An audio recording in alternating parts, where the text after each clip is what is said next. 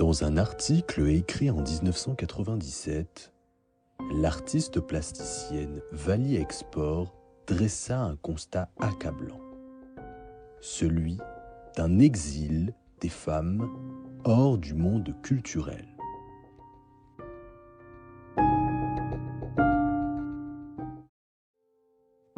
Et si ce constat vous rend toujours perplexe, la production cinématographique actuelle nous le rappelle encore aujourd'hui. Au Royaume-Uni, en 10 ans, 13% seulement des films produits ont été réalisés par des femmes. De même en France, en 2014, 20% des films sortis en salle ont été réalisés ou co-réalisés par des femmes.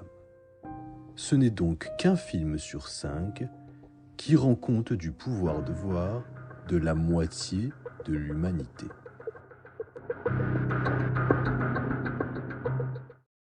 Ainsi, dans un environnement culturel où la prise de parole publique est réservée à l'homme, l'incompréhension règne, le dialogue est dès lors rompu.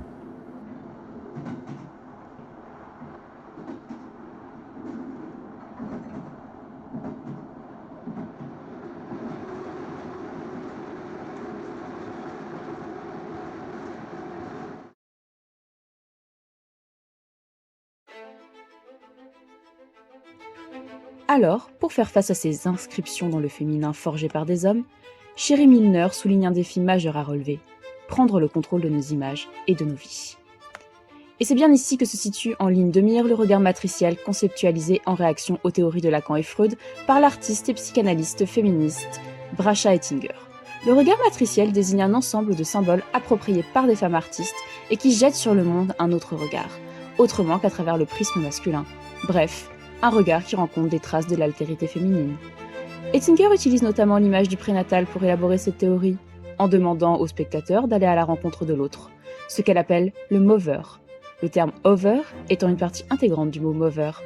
Le fait de pouvoir comprendre les sentiments des autres viendrait d'un état archaïque, consolidé dans la phase utérine, et il faut faire émerger cette capacité refoulée en nous. Toutefois, le regard matriciel n'est pas un regard de domination s'opposant au regard phallique, mais plutôt un regard de l'intersubjectivité, un regard qui s'adresse à la fois aux femmes et aux hommes, invitant plus que tout à la rencontre de l'autre. C'est donc en définitive le regard indispensable de la réconciliation. Cette intersubjectivité comme lieu de rencontre donne lieu à une représentation féminine, où l'autre ne se fait plus objectifié par le spectateur. Lacan considérait par exemple que la mère était un objet de médiation entre elle et son enfant, mais elle ne pouvait pas être le sujet. Avec un regard matriciel tel qu'Ettinger l'a théorisé, les deux sujets se rencontrent et sont transformés, ce qui brise les frontières. Les expériences peuvent alors se confronter et émerger. Not a sexual seduction, but a seduction into life, which I put in contrast to all these, the theater of seduction into death in which we live. Love evokes the time-place of what I have named the matrixial kernel of love.